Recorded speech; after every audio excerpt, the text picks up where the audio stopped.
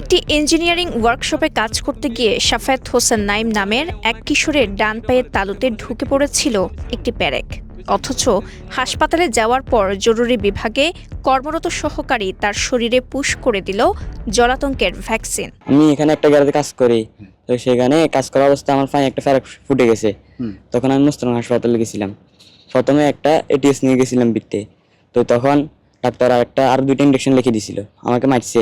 মারা যখন শেষ হয়েছে তখন ডাক্তার বলছে যে কি ওষুধ নেওয়ার জন্য ফার্মেসি থেকে।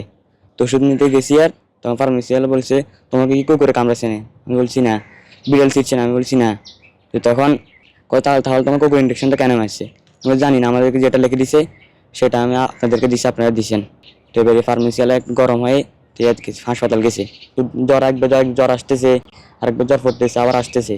টানা সপ্তমবারের মতো বেস্ট টিস্যু পেপার ব্র্যান্ড হিসেবে স্বীকৃতি পেয়েছে বসুন্ধরা টিস্যু। তাজ্জব এই ঘটনাটি ঘটেছে চট্টগ্রামের মিরসরাই উপজেলার স্বাস্থ্য কমপ্লেক্সে। ১৪ বছর বয়সী ওয়ার্কশপ শ্রমিক শাফায়েতের পরিবার এ নিয়ে আছেন চরম দুশ্চিন্তায়। ইমার্জেন্সি ডাক্তার যারা ছিল তারা একটা এটিএস লিখে দিছিল।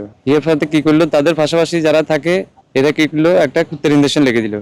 লিখে দেওয়ার পরে ইঞ্জেকশনটা এটিএসও মারে দিল, কুত্তের ইঞ্জেকশনটা মারে দিল। জানা গেছে ভুক্তভোগী শাফায়েত উপজেলার জোরারগঞ্জ ইউনিয়নের দক্ষিণ সোনাপাহাড় গ্রামের আলী আজম মিয়া বাড়ির সালাউদ্দিনের একমাত্র পুত্র। ওয়ার্কশপে কাজ করতে গিয়ে তার পায়ের তালুতে অসতর্কতাবশত পেরেক ঢুকে গেলে তার এক বন্ধুকে নিয়ে চিকিৎসার জন্য হাসপাতালে যায়। ওই আটা দিছে, ভ্যাকসিনটা দিছে, আমাদেরকে ওষুধ নিতে বলছে। তখন ওষুধ নিতে গেছি, আর ওনারা বলছে এটা তো কুকুরের ইঞ্জেকশন, এটা কেন মারা হয়েছে? তখন উনি গেছে, আর এখন তারপরে যে মারছে ও বলছে বলে মারে ফেলছে। এখন যদি ওর কিছু হয় তখন এটার দায়ভার কে নিবে? হাসপাতালে যাওয়ার পর ঘটে বিপত্তি। যেখানে শাফায়েতের শরীরে পুশ করার কথা টিটেনাস টক্সাইড ভ্যাকসিন, সেখানে তার শরীরে পুশ করা হয় কুকুর, বিড়াল, শিয়াল ও বাদুড়ের কামড়ে জলাতঙ্ক হওয়ার যে সম্ভাবনা থাকে তা থেকে সুরক্ষার ইনজেকশন ইনসেপ্টা ভ্যাকসিন লিমিটেডের রাভিক্স আইজি।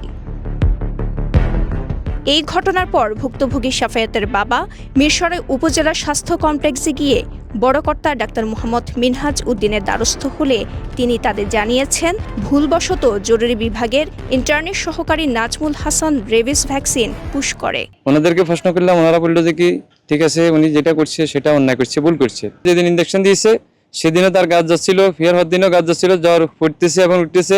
এদিকে এসব বিষয়ে জানতে উপজেলা স্বাস্থ্য কর্মকর্তা ডাক্তার মোহাম্মদ মিনহাজ উদ্দিনের শরণাপন্ন হয় কালের কণ্ঠ মাল্টিমিডিয়ার প্রতিবেদক। এ সময় তিনি ঘটনার সত্যতা নিশ্চিত করলেও ক্যামেরার সামনে কথা বলতে রাজি হননি। এটা হচ্ছে যে ওকে যে এখান থেকে করে দিয়েছেন, সাসপেন্ড করে দিয়েছেন, এই বক্তব্যটা দিবেন যে না, আমি এটা নিয়েন না, আপনারা এটা আমাদের নিউজটা যাচ্ছে না আপনার এই বক্তব্যের জন্য। আমি আপনাকে আজকে 2-3 দিন ফলো আপে রাখছি। চট্টগ্রামের মিরসরাই থেকে এম আনোয়ার হোসেনের পাঠানো তথ্যচিত্রে সাফা মারওয়া, কালের কণ্ঠ।